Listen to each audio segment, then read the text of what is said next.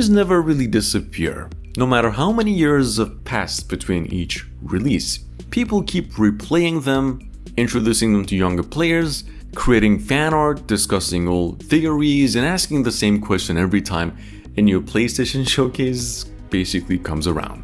Where is Jak and Daxter? It's one of those franchises that just somehow refuses to fade away because it captured something special during the PlayStation 2 era. It makes platforming, exploration, fast-paced action, memorable characters, and surprisingly ambitious storytelling in a world that constantly evolved from one game to the next. And that's exactly why the demand for Jak and Daxter 4 has remained incredibly strong, despite the series being quiet for a very long time.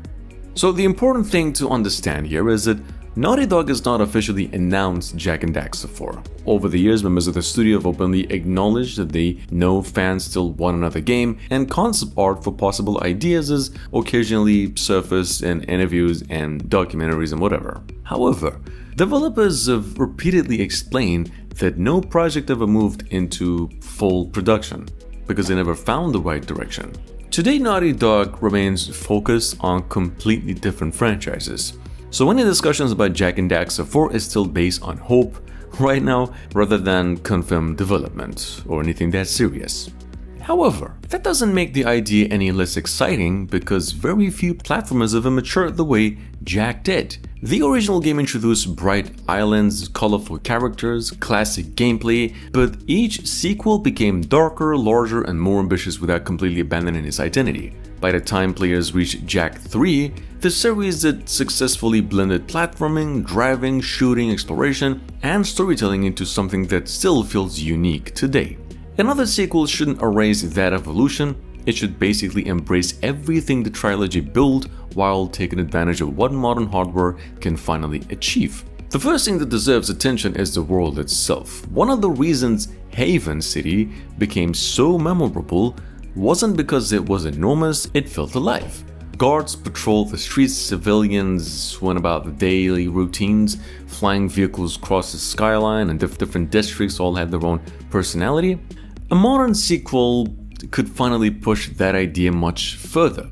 Cities should now constantly evolve throughout the adventure, reaching to major story events while surrounding villages, forests, deserts, mountains, and forgotten prosecutor ruins, create a world that just feels naturally connected instead of separated into just isolated different levels. Simply traveling from one location to another should just become part of the adventure again. Flying across open deserts in a customized dune buggy, climbing ancient rifts, hiding long forgotten temples, gliding over rivers using echo-powered technology, or just discovering some different civilians should all happen naturally without the game constantly pulling players away from just loading screens. Exploration has always been one of the franchise's greatest strengths because curiosity almost always rewarded players with something interesting instead of another meaningless collectible. Then there's of course Jak himself, and that's where another sequel could become genuinely special.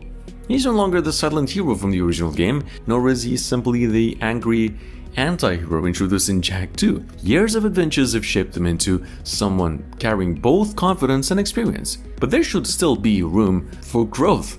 Watching him balance responsibility with the same determination that carried him through the trilogy could create another memorable chapter without changing who he actually is. The same actually goes for Daxter, whose humor has always worked best because it naturally broke the tension instead of just constantly trying to steal every scene. Their friendship remains at the heart of the franchise, and another game should just let that relationship evolve naturally rather than treating it as a nostalgic fan service. Obviously, combat deserves a lot of thoughtful modernization without becoming another generic action RPG here.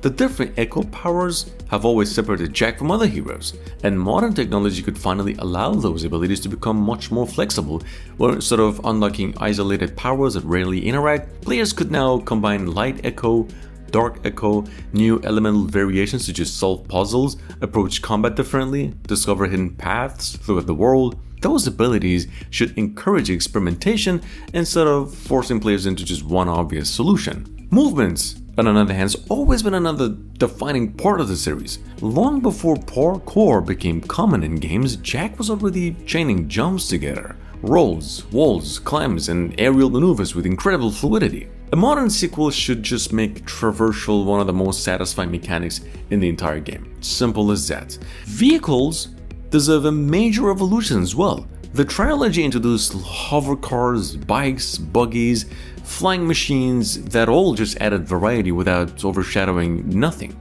especially the platforming. Today, those systems could become much deeper. Players customize vehicles, upgrade performances using recovered prosecutor technology, and seamlessly transition between driving and exploration without interruptions, large-scale chases through busy cities.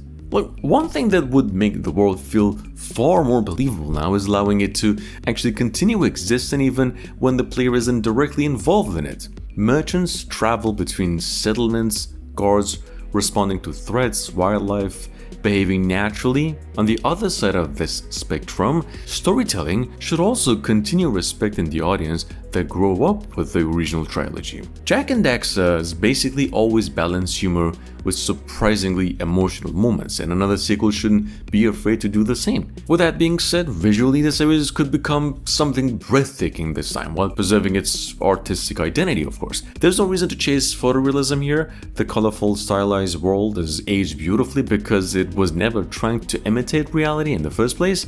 Richer lighting now, denser forests, larger cities, improved animations, all could be expressed in ingenious ways. Music also has quietly contributed to that atmosphere as well.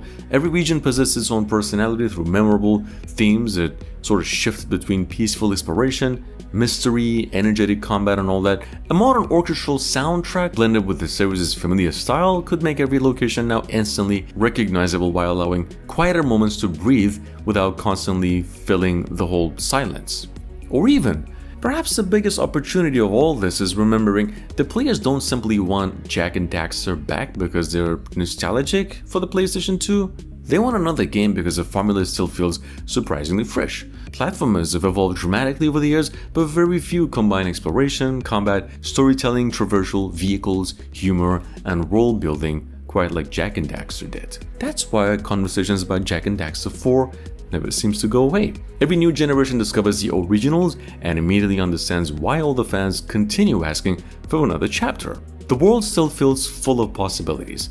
The characters remain incredibly likable. Gameplay ideas that define the trilogy are even more capable of evolving alongside modern technology today. Whether Naughty Dog finally decides whether Jak's journey continues, expectations will naturally be enormous here. But that's only because players know exactly how much potential still exists. If the studio ever finds the right story to tell, Jak and Daxter 4 could become far more than just a nostalgic comeback. It could simply remind everyone why the franchise became one of PlayStation's greatest adventures right in the first place.